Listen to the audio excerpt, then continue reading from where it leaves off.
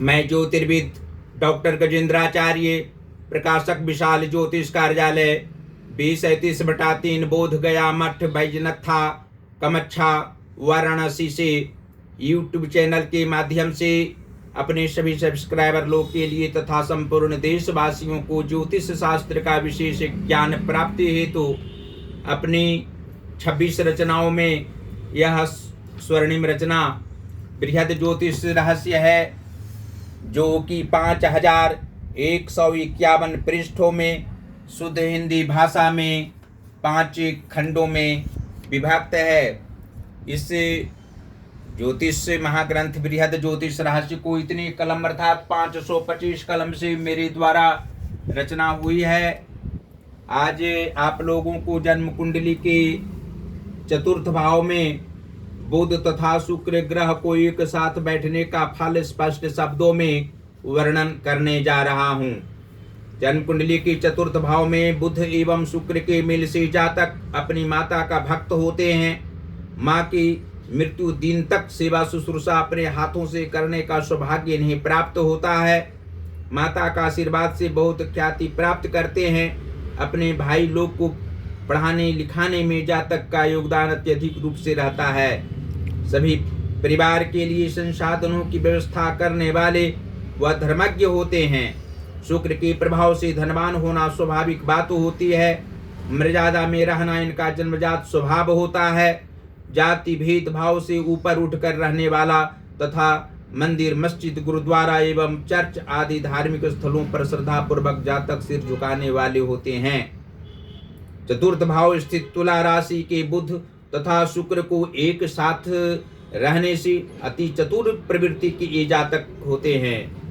जीवन में कभी किसी शत्रु के जाल में अथवा स्वजनों के चाल में नहीं फंसते हैं।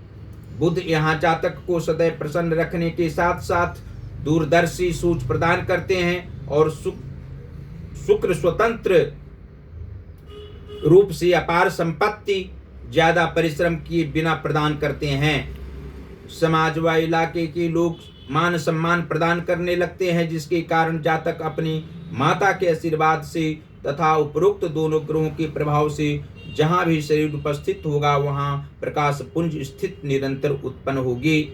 इसी प्रकार आप लोग जान सकते हैं कि जन्म कुंडली के कर्म भाव के स्वामी मंगल ग्रह हों और विद्या व संतान भाव के स्वामी भी मंगल ग्रह हों, अर्थात वृश्चिक राशि का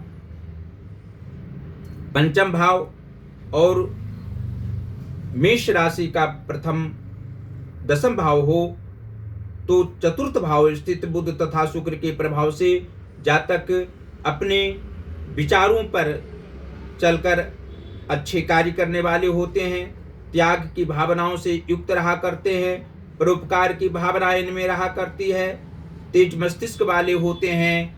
हृदय विशाल होता है और अपने पुत्र को अच्छी शिक्षा देने वाले होते हैं। अपनी संतान को उच्च शिक्षा देने वाले होते हैं।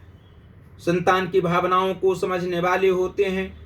और जातक की कुंडली में एकादश भाव स्थित शुक्र ग्रह स्थित हो या स्वामी हो तथा पराक्रम भाव के स्वामी बुध ग्रह हो, तो चतुर्थ भाव स्थित बुध तथा शुक्र के प्रभाव से जातक अधर्मी व्यक्ति नहीं होते हैं। धर्म का आचरण करना स्वाभाविक गुण होता है और सामाजिक प्रतिष्ठा प्राप्त करने वाले होते हैं।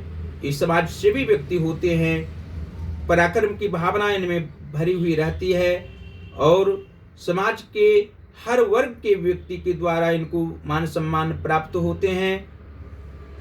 जन्म कुंडली के भाग्य भाव के स्वामी गुरु बृहस्पति हों तथा धन भाव के स्वामी सूर्य ग्रह हों, तो चतुर्थ भाव स्थित बुध तथा शुक्र के प्रभाव से जातक भाग्यशाली व्यक्ति होते हैं।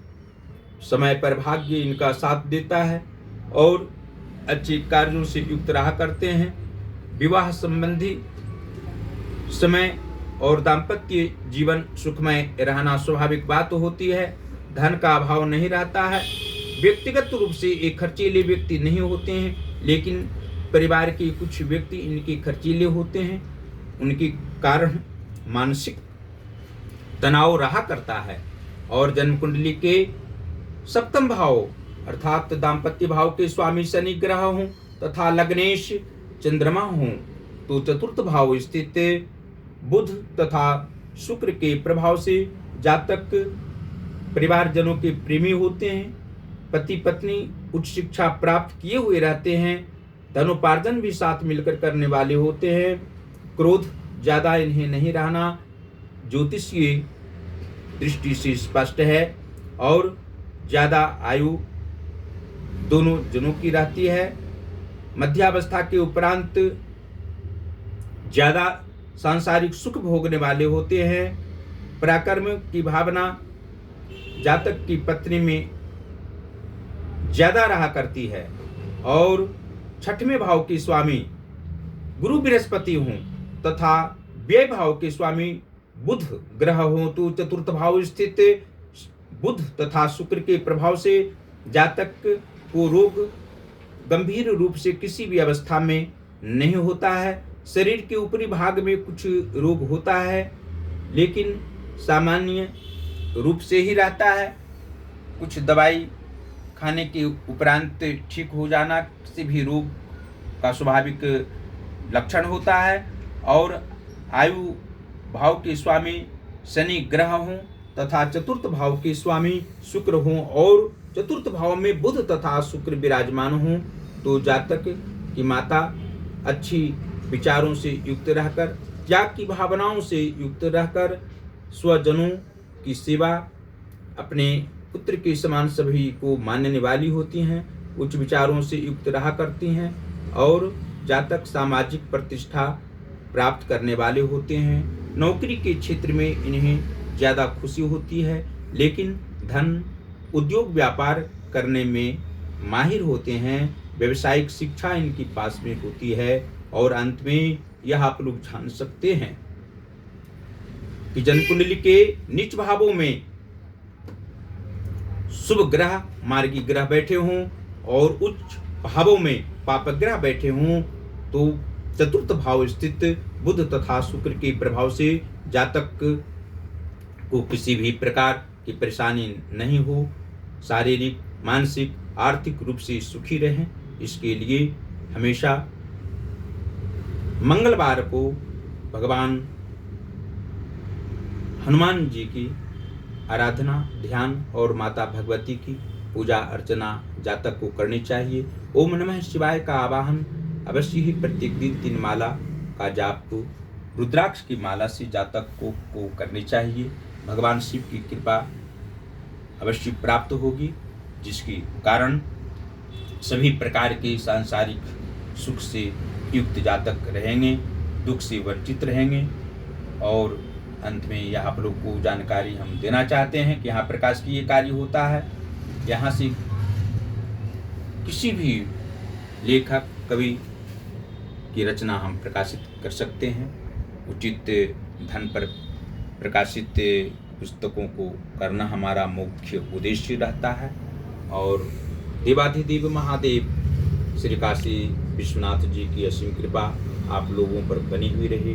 माता अन्नपूर्णा जी की भी कृपा आप लोगों पर बनी हुई रहे।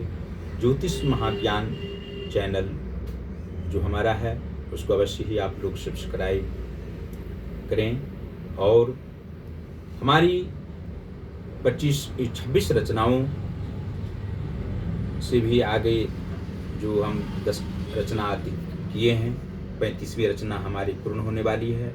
सभी रचनाओं को यहाँ से मंगाकर आप लोग अपने अपने घरों में अध्ययन कर सकते हैं और आप लोग स्वस्थ रहें, प्रसन्न रहें। देवाधिदेव महादेव की कृपा आप लोगों पर बनी हुई रहे। इसी शुभकामनाओं के साथ धन्यवाद।